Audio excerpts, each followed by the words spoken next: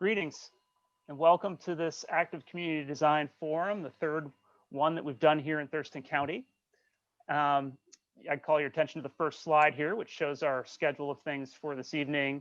We're going to be doing a bit of a local introduction because this presentation is part of an effort among local partners to ensure people living in our community live longer and better lives, having many opportunities to be physically active in their daily lives. Building a healthier community takes the concerted effort of a large number of people over a long term. And we're pleased to bring a very special guest to lead us through the best understanding of how the built environment, our streets, buildings, and public places can contribute to that healthy community. So thank you for being part of this Building Healthier Community presentation. We're going to start off with a bit of context. This is part of an effort to address many key factors in the health of our community, which you can see here. This is just a diagram of the way our health is shaped by a number of different factors. Those factors range from the health behaviors that we all engage in to what are called social determinants. That includes people's income and their level of education, as well as physical environment factors. And that's really the subject of tonight's presentation.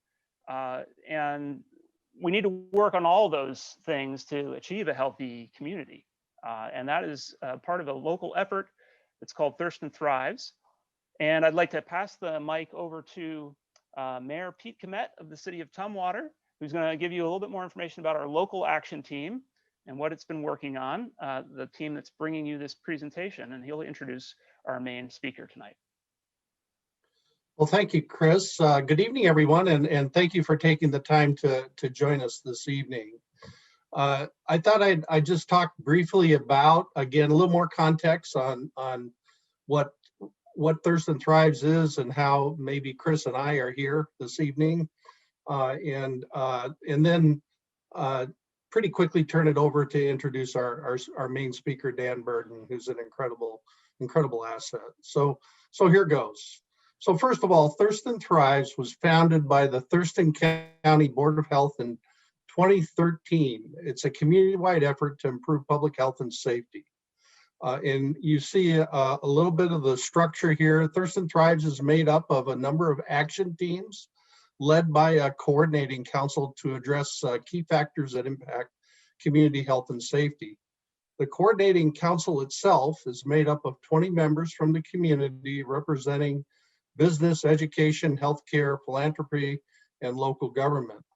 The Community Design Action Team is one of those action teams within the Thurston Thrives effort, as Chris mentioned.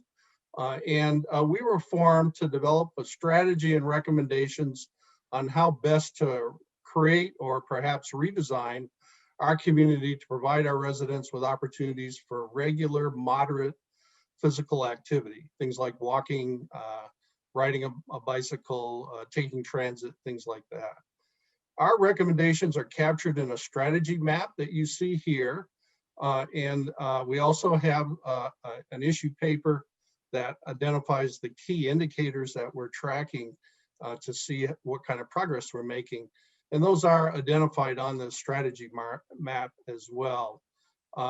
I'm not going to go into this a lot of detail there, but they are available. Both of these are available on the Thurston Thrives website. And if you go to the Community Design Action Team subset, you'll see that.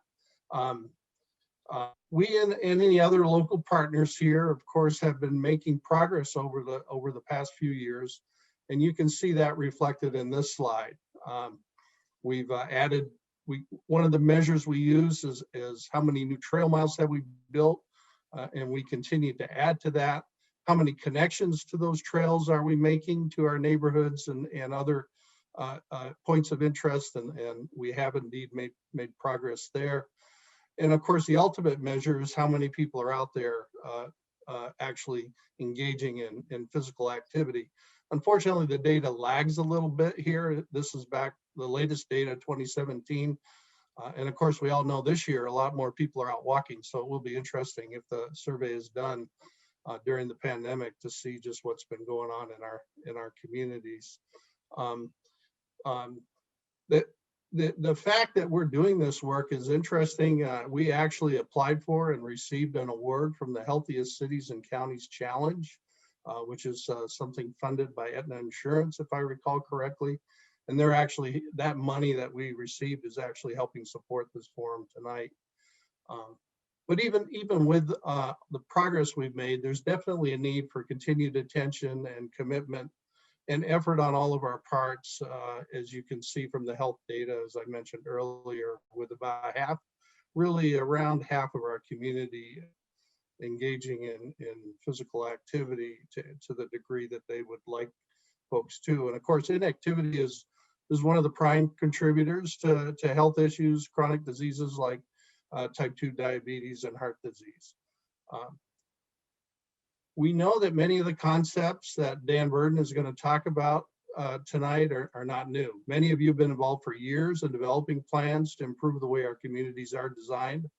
And for you, we hope this evening will re-energize you and give you some new ideas. For those of you new to this topic, I think you will find tonight's presentation engaging and informative. I would add the active community design group. We meet about every 4 to 6 weeks to talk about issues, set up the forum like this, and look for opportunities to spread the word. If you're at all interested, you can contact Chris Hawkins. There's a group of about a half a dozen of us that are core devotees to this topic, but we'd love to expand the participation in that. So with that, I'd like to introduce our guest speaker for tonight, Dan Burden.